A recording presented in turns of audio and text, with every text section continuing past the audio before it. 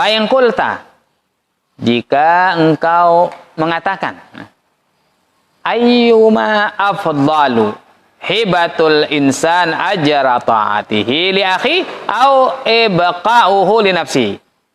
Ayyuma afdal, mana yang lebih afdal? Menghadiahkan, menghibahkan,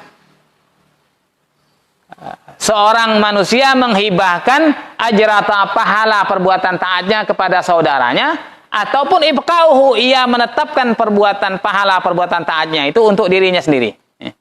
Mana yang lebih afdal? Kalau ada pertanyaan, umpamanya mana yang lebih afdal, menghadiahkan pahala amal kita kepada saudara kita yang sudah meninggal, yang lebih membutuhkan, ataupun ya kita simpen, kita tetapkan pahala amal kita itu untuk diri kita sendiri, tidak dihadiahkan, cukup untuk menjadi penyelamat diri kita saja. Nah, maka jawabannya, qultu, aku katakan, kata musannif kitab mengatakan, la kalama annahu bisadaqatihi ala ghairihi yu'jar. La kalama, tidak ada pembicaraan bahwa dengan sedekahnya ala kepada orang lain akan diberi pahala dia. Sebenarnya inilah kalam, tidak perlu dibicarakan lagi, kata musannif, karena orang yang bersedekah dengan sedekahnya itu kepada orang lain, dia akan diberi pahala dengan sedekahnya. Dapat pahala lagi dia.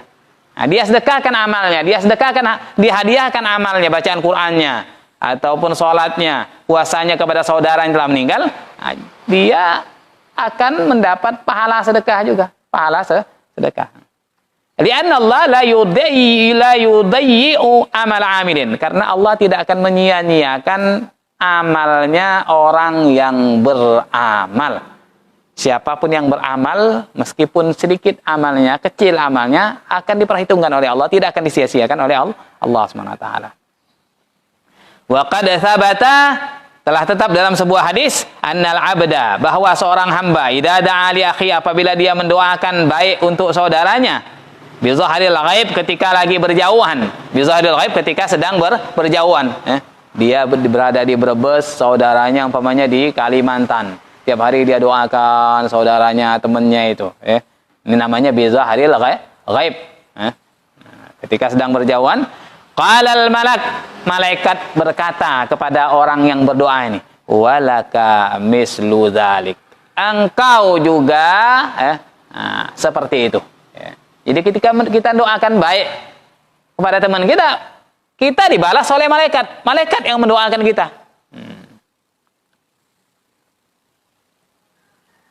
Itu balasan doa. Ini disebutkan dalam hadis sahih, bahwasanya ketika seseorang mendoakan saudaranya yang sedang berjauhan, maka malaikat justru membalas, walaka mislu dzalik, engkau juga akan memperoleh seperti itu, kata malaikat. Yang doakan malaikat. Tidak menutup kemungkinan doa malaikat lebih mustajab daripada doa kamu. Mungkin justru engkau lebih diberi yang lebih dulu diberi oleh Allah SWT. Engkau doakan temanmu supaya disembuhkan penyakitnya, dimudahkan segala urusannya. Kemudian malaikat juga membalas, dan engkau juga seperti itu.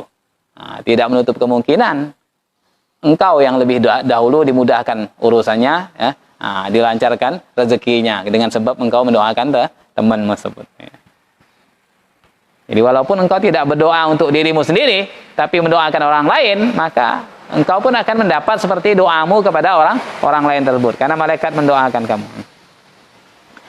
Thumma inna ihdahu li akhi hasanatun. Kemudian sesungguhnya hadiahnya seorang kepada saudaranya adalah satu kebaikan, merupakan perbuatan baik. Kita beri hadiah kepada orang lain, itu adalah hasanah, perbuatan baik. Wal hasanatu bi asyri amsalihha. Sedangkan satu perbuatan baik ganjarannya adalah 10 kali lipat. Engkau berbuat baik, engkau memberi sesuatu kepada temanmu, maka dibalas 10 oleh Allah Subhanahu wa taala. Faman ahda ilaihi masalan sawaba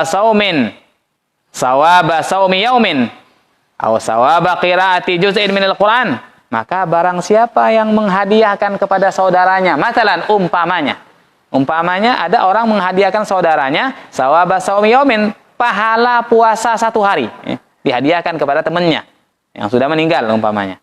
Au thawaba qiraati juz'in minal Qur'an, ataupun pahala membaca 1 juz Quran dihadiahkan kepada temannya. Maka a'tahullah sauma asyrati ayyam wa ajra tilawati asyrati ajza. Maka Allah akan memberi dia yang telah memberi hadiah kepada temannya tadi, Allah akan ganti, diberi oleh Allah, dibalas oleh Allah puasa, ganjaran pahala puasa 10 hari dan ganjaran membaca Quran 10 juz. Dia hadiahkan kepada temannya, saudaranya 1 juz Quran. Tetapi Allah membalasnya dengan memberi ganjaran 10 juz Quran. Jadi justru untung berlipat-lipat ketika menghadiahkan pahala kepada saudara. Bukan berarti ketika kita hadiahkan langsung habis pahalanya, kita tidak dapat, justru tambah banyak kita.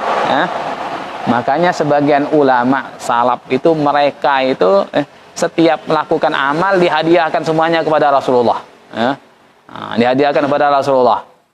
Rasulullah tidak butuh sebenarnya, tapi justru kita yang dapat berlipat-lipat ketika kita hadiahkan. Rasulullah itu tanpa dihadiahkan pun setiap orang Islam yang sholat, yang ibadah, yang zikir, Rasulullah itu dapat pahalanya. Berapa miliar muslim di dunia ini, karena semuanya Islam berkat Rasulullah. Jadi semua dapat ganjarannya, mulai dari zamannya Rasulullah sampai kiamat. Orang yang menyebut nama Allah saja, orang yang sholat, orang yang semuanya pokoknya melakukan ibadah apa. Jadi Rasulullah dapat pahala ganjarannya. Tetapi jika kita ingin dapat ganjaran yang banyak, maka hadiahkan amal ibadah kita kepada orang-orang yang membutuhkan. Wa min huna yadhhar anna ja'la ta'atihi li ghairihi afdalu min ad-dikhariha li nafsihi. Ya, dari sini tampak, jadi bisa kita ambil kesimpulan, tampak bahwa menghadiahkan perbuatan taatnya kepada orang lain lebih afdal daripada menyimpan perbuatan taat itu untuk dirinya sendiri. Lebih afdal karena dapat lebih banyak ini. Ini jawaban dari pertanyaan tadi, mana yang lebih afdal? Menghadiahkan pahala amal perbuatan taat kepada orang lain ataupun menyimpannya untuk diri sendiri.